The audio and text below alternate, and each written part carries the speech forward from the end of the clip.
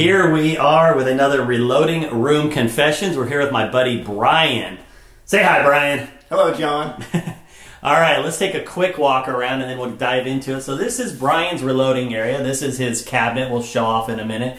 You can see some of his scopes up here, or scope boxes. He's got his counter there, and then we have a little bit of reloading stuff here that we'll go over. But before we get started, let me show you the best part of a reloading room I have ever seen. Yes, that's right, a fully functional urinal. So let's talk about that, Brian. What prompted a urinal in your reloading room? Well, it's kind of one-stop shopping. I got a big refrigerator full of beer around the corner, and I actually don't have to leave the garage, so it works out pretty good. It's actually the best thing. I live in a neighborhood, and it's the best thing that I ever put in. All the kids use it so they're not peeing out in the yard. My buddies aren't peeing out in the yard, offending my neighbors, so it works out really good. That's funny. I always thought he was joking when he told me that he had a urinal in his reloading room, and then one day he sent me a picture, and I did not think he was joking anymore. So yeah, it's pretty funny to see. So let's talk about your reloading setup. Now, Brian is, like a lot of people I shoot with, very accomplished, a wide variety of shooting. So you do a lot of hunting. You do competitions, you do rimfire stuff. You kind of cover a pretty large gamut with your reloading, don't you? Yeah, more hunting rounds. That's where I started. I build my own, chamber my own rifles, and I started building hunting rifles about 15 years ago or so. And so I got into reloading just because of that. And then I was probably kind of an average reloader. And I've taken several of your classes that you put on at the club, you and the other guys, and trying to get to become a better reloader. And so all those things travel right into my hunting stuff, travel right over to my F class. Have you noticed, I'm just curious, like hunting rounds obviously don't have to be, let's say, as accurate as competition rounds. Yes, obviously, they do.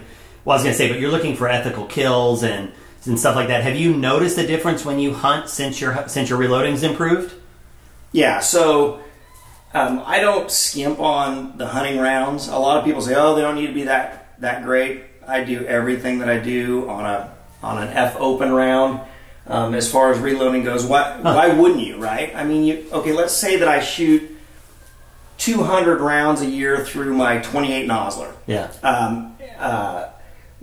That's a pretty low amount to reload. Why wouldn't I do everything that I do on my F open? The only thing that I don't do is turn the necks on those. Yeah, and you turn necks on your normal rounds. Yeah. I do. So, all right. Well, let's show kind of the process that he's got over here. So, kind of walk me through your setup over here. We've got an auto trickler set up on the left here. You've been using that for a little while. Yeah, I think I've had it for at least a year. So I've been shooting F open for 2 years now. Yeah. So I've had that for about a year. And before that, I was using my this guy here, and then I was just trickling up with a dandy trickler. Okay. I had the scale before I had the auto trickler. So I use the auto trickler for powder. I seat with a arbor press and a Wilson die. Okay. I got this little track system that I put in the table. Yeah, and I think people have seen this before. So this one's from Rockler, right? Yep. And it's just woodworking shop. Woodworking shop, and they call it T-Track, right? Yep. So I've talked about this. I know my viewers have mentioned that I should look at putting some of this in. As dumb as it sounds, it means I need to go buy a router because I don't own a router. But Brian just absolutely loves his, and I've been watching all the stuff he does with it. Yeah, so you can buy all these neat little clamps and all this stuff. I clamp everything down. So when I'm reloading for my 284, I clamp this thing down. I've got a loading block here. I'm taking the powder, dumping it, loading it, putting it in a box. So this thing never moves around on me. And then I do a lot of I varmint shoot sage rats. And so I have a little 20 bar targ, and so this is fairly low volume compared to that. Like, I might reload 1,500 rounds with that little guy, and so I might completely reconfigure my bench And this T-track allows you to do that. I mean, you can loosen these things up. You can move the press wherever you might want it. You can take it completely off if you want to get it out of the way. Yeah.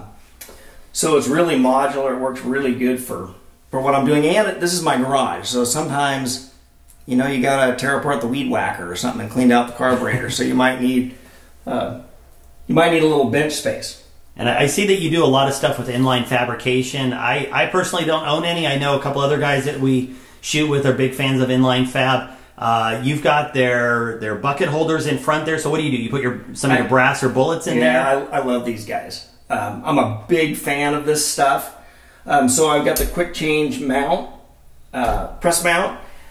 I've got a rock chucker, but I only use it to point bullets at this point, just because I've been too lazy to build an anvil for my Forester. But I've got the track in front, and so you can take these bins, and it'll hold the big bins as well. And so if I can position this thing where I want it, I can have my bins so my work's all right out in front of me. And the same goes for if I'm trimming brass or anything like that. I can throw my Gerard up here, put the bins in front of me, and just go to work on them. And your Gerard and stuff are all on T-track also, or you just set that on there? I just set it on here, but you know, I've got a bench priming tool, an RCBS, so when I'm doing high volume Vartard rounds or something like that, I'll pull that out, clamp it down, and just configure this thing however I want it. Okay.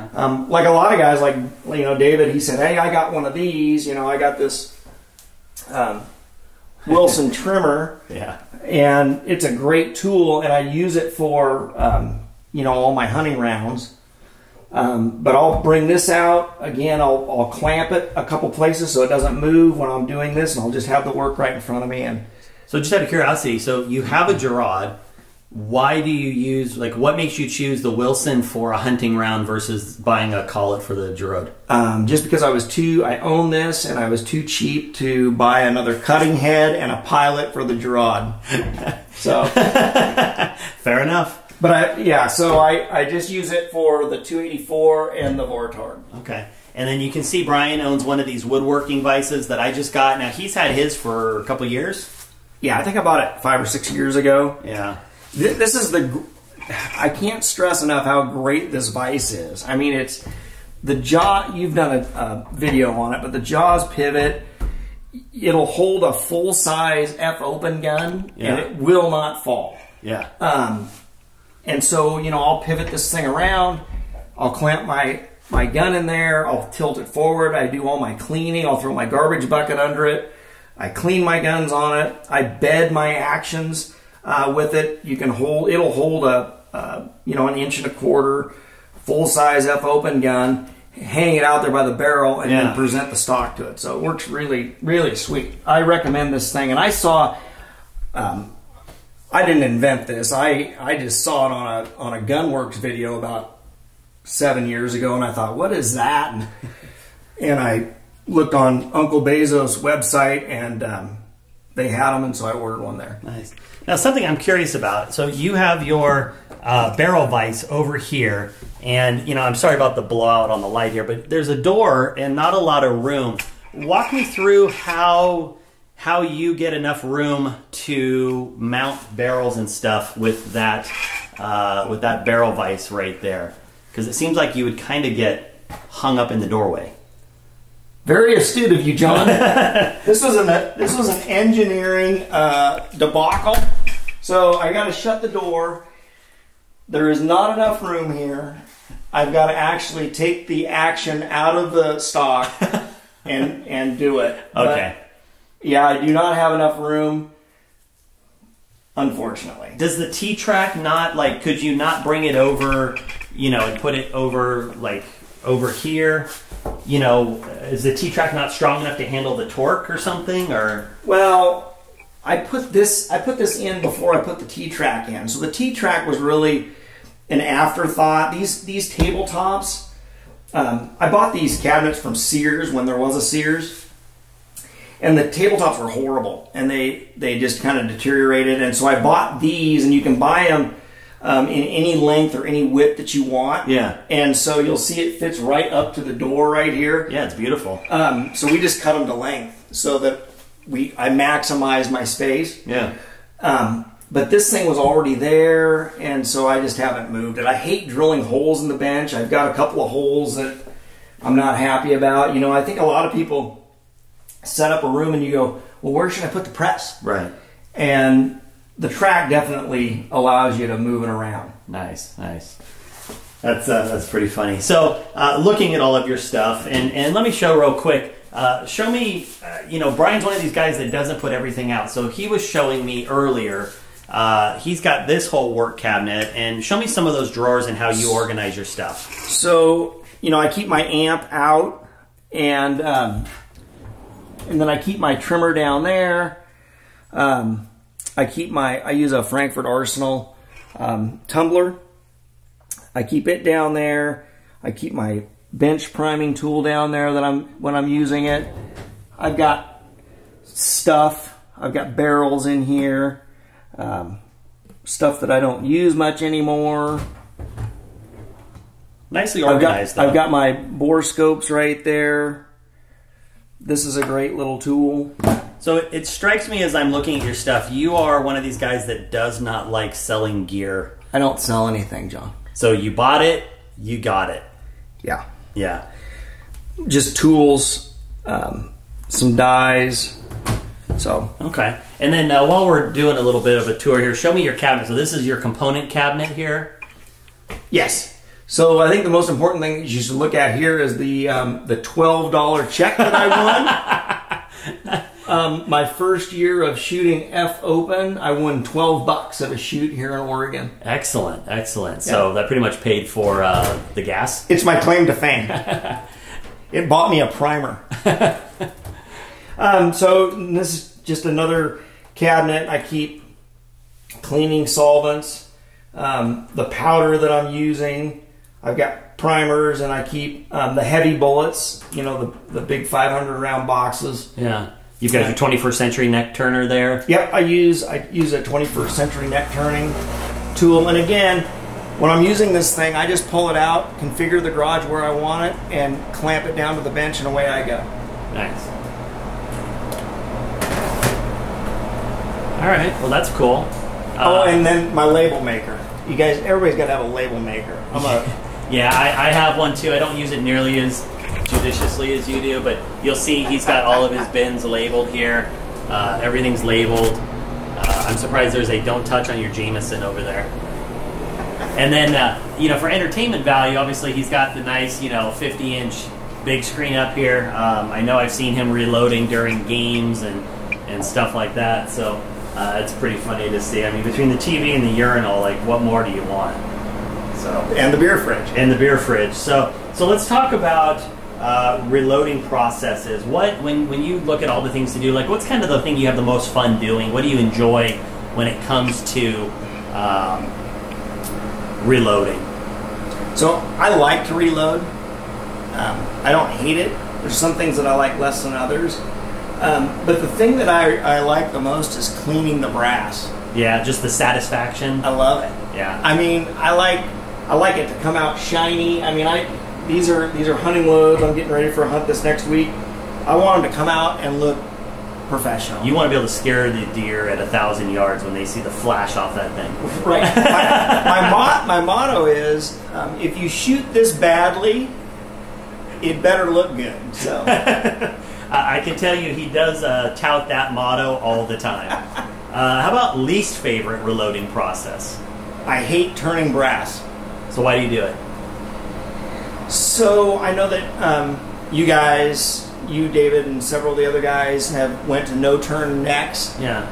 And I ordered a chamber reamer that's going to be a no-turner. You're going to try it? Yes, but currently I run with a 3/16 tight neck diameter, and I've got to turn them. Yeah. So okay. It just is what it is right now. Right. But I'm definitely going that way to see how it works. Yeah. Sure. Okay. Sure.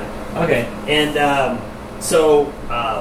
prior to, let's say you do end up removing neck turning, but up until this point, what's kind of the one process that you used to do? Maybe it was sorting, maybe it was, I don't know, doing something else that you've eliminated where you go, man, that was the best thing I've eliminated, both trouble, time, whatever, and it's made no difference in my shooting.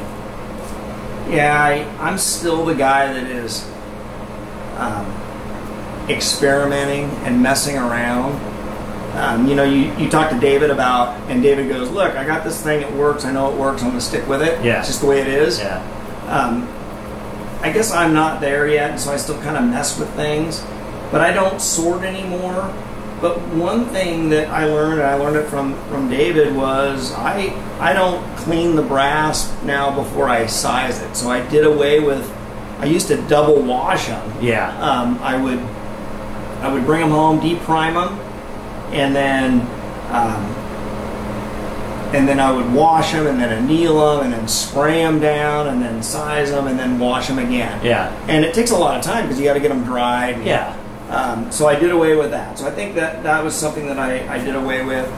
I'm happy not to sort stuff anymore, but I'm not going to lie to you. I'm not opposed to going back and sorting again. Yeah. I would, if I think it'll make a difference, I would even sort a primer. So yeah, and that does seem to be kind of the prevailing thing, even with myself. You know, I find, you know, I say, oh, it doesn't matter, but then, you know, there's always like that weird doubt in your mind, right? Like, I eliminated it, and would that extra 10 or extra X, you know, have been there if I had, you know, sorted a little differently? Or, right. Yeah. Could I have beat John tonight had I sorted that stupid lot of bullets? I know, it's a mental game.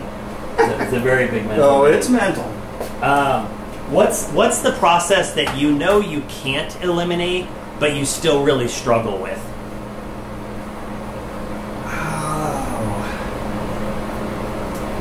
So I don't sit around and beat myself up about processes that I know I have to have. I don't do that. I'm okay with it. I like to reload. So in your classes that you used to teach, there would be several of you, David, Terry, some of the guys, Devin. So there would be several guys up there teaching this reloading class, and it was fairly advanced stuff. And what I noticed the first time I took the class was you guys all did something a little bit different. Yeah. I mean, none of you did it the same. Sure. But at the end of the day, you were getting the end result, and it's consistency, right? Consistency. So whatever you're doing, you better do it the same way every time. You know, and you talk about, we're lucky because we've got the club, we've got you guys that know the sport and share the knowledge, but consistency, you need consistent ignition, consistent neck tension, and consistent seating depth. Yeah. I mean, those are the things. And if you do that, whatever you do here, as long as you get that, you're good. Yeah. All right, that's cool. I appreciate that. I know you obviously, you know, I think it's pretty cool. If I didn't show you guys, I mean, I feel like I'm walking through Sportsman's Warehouse or something, you know, with all these pictures, but this is just family, you know, and I will tell you, Brian is probably one of the most family-oriented guys I've ever met. And, like, I don't know why, but I look at this wall and it makes me sad that I don't have this. And it's really cool to see, you know, this is probably, what, 30 years worth of photos? Something like that? Well, don't date me, John. Well, from when you were like 10. Yeah, I mean, there's stuff up there when my kids were really, really little, you know. I mean, here's fishing with my two kids, and they're all big grown-up guys now. So yeah, it's crazy. But just old friends.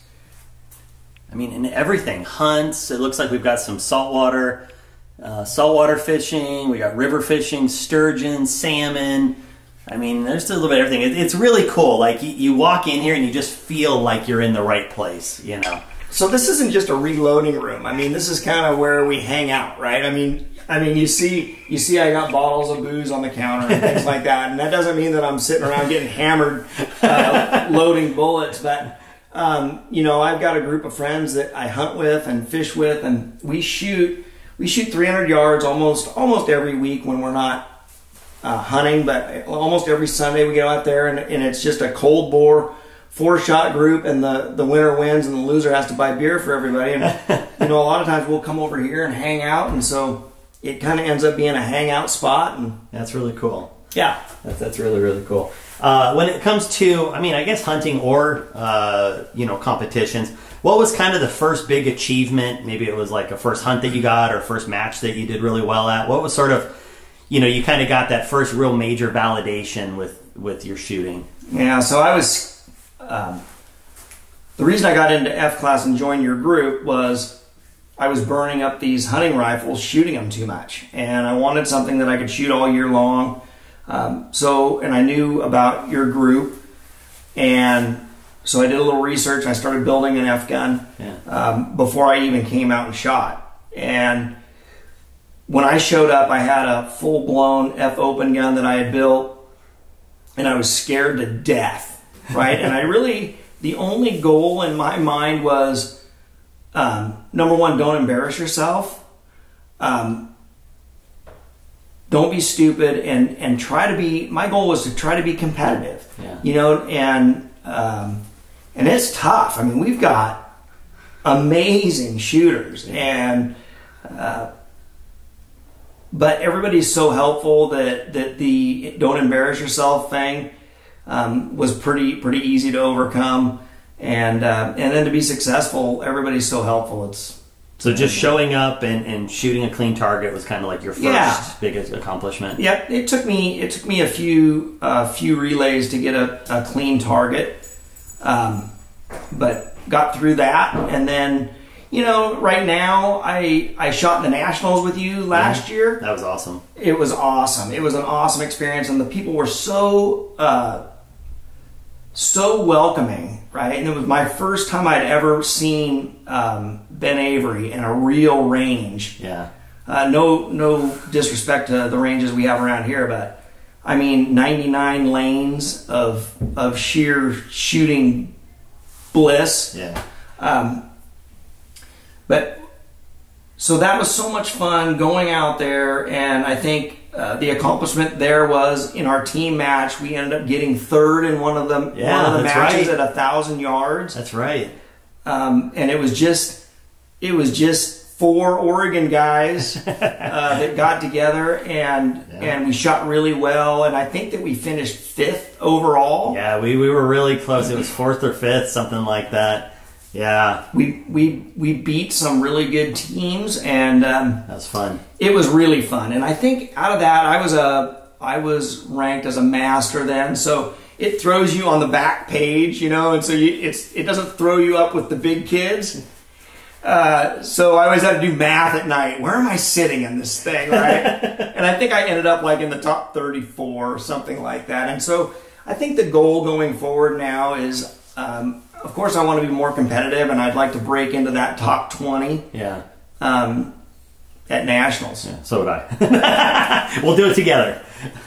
Might have to hold hands or something. Exactly. We'll tag team it. So you've shot with us for a long time now, and we've gotten a ton of new shooters in that time. When somebody comes up to you and says, "Hey, Brian, XYZ, what do you kind of find is your go-to helpfulness? Like when somebody says, "Hey, what should I focus on first? What should I do? I need some help." What do you kind of tell new shooters? Oh boy, it's kind of tough, right? You gotta assess. What do they want to do? Yeah. What do you want to do? You just want to shoot some lead down there and hit a target that's this big, or what do you want to do? And I think they gotta set whatever their goal is going to be. They gotta set it, and then is it an equipment issue? Do they need a little bit better rifle, or reloading? I tell everybody, take John's reloading class. You gotta take John's reloading class. I've taken it twice, and I'll take it again. I appreciate that. Because you got to learn. You'll never be even close to competitive if you can't build a consistent load. Okay, well, that's good. I appreciate that. What do you think? When you hear people talking, new shooters, existing shooters, stuff like that. What do you think people overthink the most in the reloading process?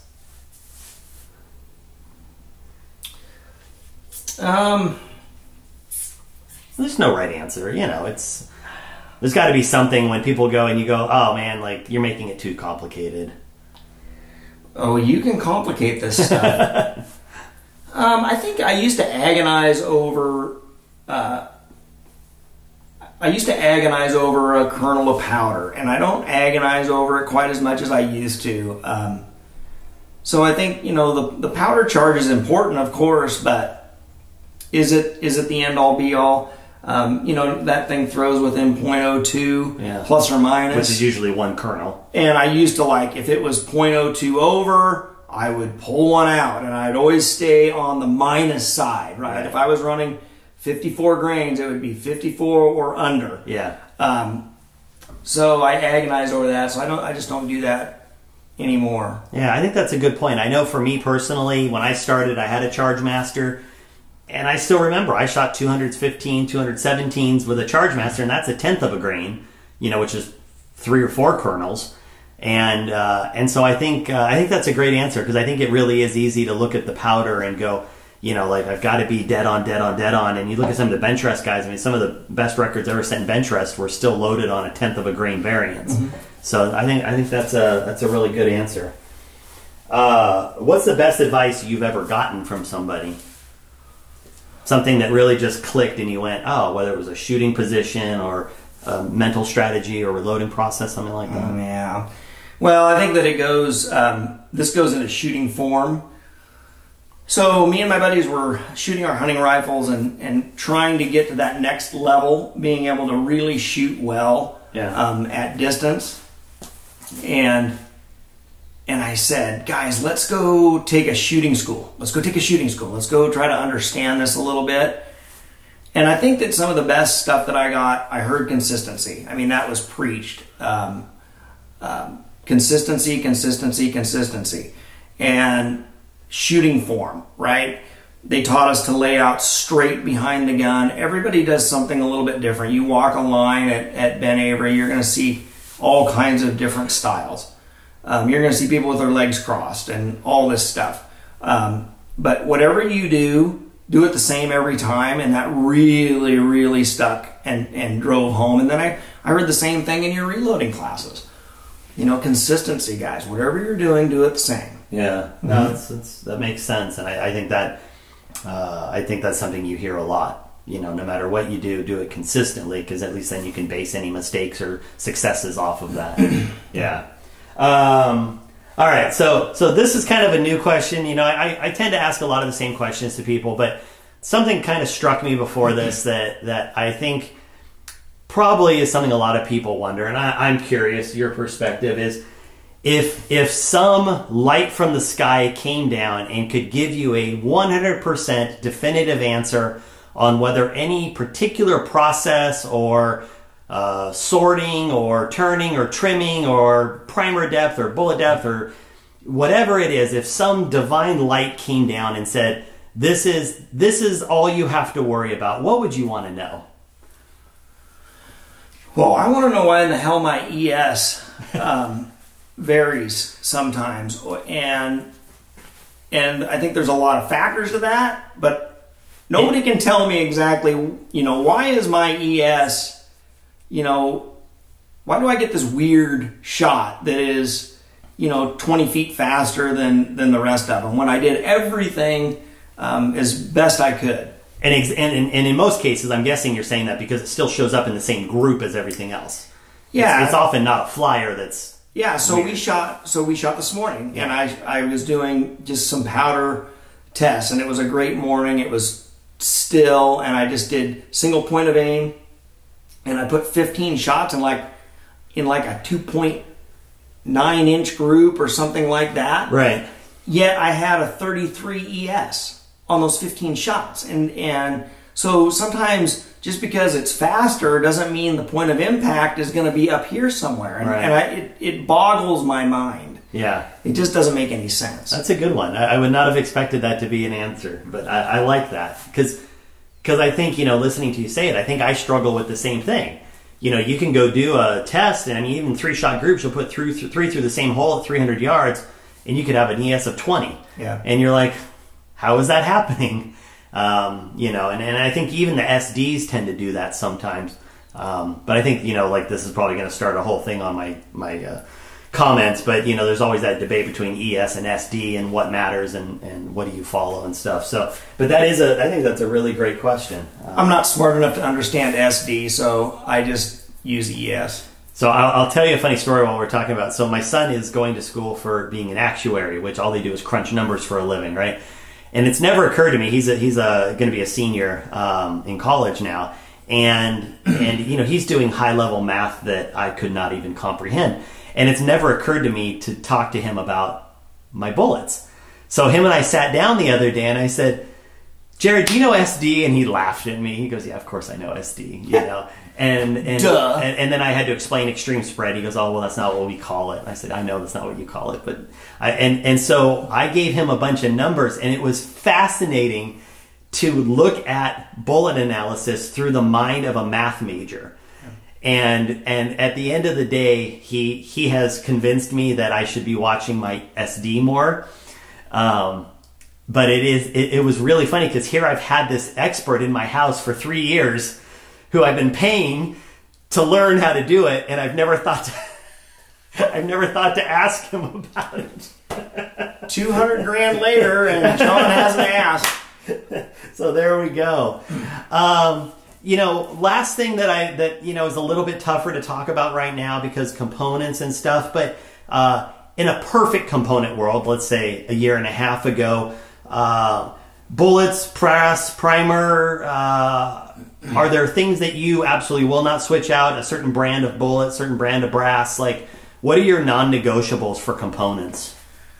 I don't know. John, we're so deep into this thing now. Take me back a year and a half. And, I mean, right now, in some cases, we're buying powders that we've never even heard of before. Right. And, I mean, I've reached out to you and gone, hey, have you ever used any VIT 165? And you say, maybe. I go, I found some. And so I'm buying stuff just so I can continue to shoot. But if there was one thing that I would not get rid of is my 180 grain burger hybrids. Yeah. I mean, that's the thing that's doing the work the longest, right? Yeah. Once that thing goes bang, the only thing that takes over is that bullet. Yeah. And I don't think that I would get rid of those. That's interesting. So you would switch out brass. You'd go to Nosler, Norma, something before you switched out your 180s. I would certainly try it. Wow. That's fascinating. Not the answer I expected. You know, a lot of guys say the brass, right? Like, for some reason, the brass really tends to be the overwhelming thing. But that's really interesting to hear on the bullets, and I don't totally disagree with you. But that's an interesting way to look at it because the brass and the primer and the powder are working for a millisecond. That bullet's working for 3 seconds. Mm-hmm. So that's an interesting way to look at it. I know you've laid out a few things. We'll just take a quick look. We've got some different things over here, such as your expander mandrels, and we've got some different shell holders. Here are your calipers, micrometers, different things that you use there, your cleaning brushes. You've got your Starrett. Like, for those that don't know, Starrett makes some really great stuff. He's got a nice set of Starrett punches there in that red tube. It looks like you make your own case lube, lanolin alcohol mix there. Just because it works. We've got the sorties bullet sorter in the back there. One thing that is kind of interesting that I have to admit I'm surprised by is that Brian works in the plastics industry and has for quite a while. And you don't make your own ammo blocks. It's really funny. Like, I totally expected some, like... I can buy this for like $6, right? It would cost you more than that in Delrin to make your... Right. But, you know, mentally I thought, oh man, I bet he's going to have these just awesome bullet trays and... Yeah. No? So we've got, you know, full-on machine shops, and that's what I grew up doing, tool and die work. And my motto was, just because you can do it doesn't mean that you should do it. Yeah. Because you can over-engineer and overbuild just about anything. That's the Jurassic Park motto, we usually call it, right? Just because you can doesn't mean you should. And last thing I'll show that was a little tough with the angle is he's got a little rack here that holds all his cleaning rods. So he's got that all set up nice. He's got a little set of magnifying eyes with the light on it. And, you know, something we don't talk about a lot, but, you know, he's got his backup books here. And I think it's really important that everybody have some kind of manual to fall back on. I mean, the internet's great, friends are great, but at the end of the day, there's going to be something you reload where you got to ask yourself, what do I really trust? And if you've got a book, you at least have a place to start. And in today's world with, you know, all these different components that we're testing out because of availability, sometimes those books are your only place to go, right? Like, how do I match the bullet I have to the powder I can find, you know, so that I'm doing it safely, you know, because it's really easy to guess and hurt yourself. So, Sure. I think that's great. Like a lot of times I'll fire form brass with an oddball bullet. I mean, I'll ask my buddies, you guys have any 7mm bullets you're not going to use, you know, and they go, oh yeah, we got this and that, and so I'll have this hodgepodge of bullets, and I just write down what did I load behind it, you know, what's safe, and I just keep those notes, and then yeah, when I get back to that, at least I got a record of it. Very cool. Well, hey Brian, I really appreciate the time. You know, it's not easy exposing yourself in this way. And I know it's a lot based on just talking to any number of people, but I think this is an incredible shop. I'm incredibly jealous of its setup, especially that urinal. I mean, man, I hate walking in the house. I'm so lazy when I'm reloading that I hate walking in the house. Oh yeah, I can fall off my bench, roll twice, take a leak, roll back, and be right back to reloading. Just like that. No time. Well, hey, anyway, I really appreciate it. I hope you guys learned something out of this. And this has been another episode of Reloading Room Confessions. You guys have a good one. We'll talk later.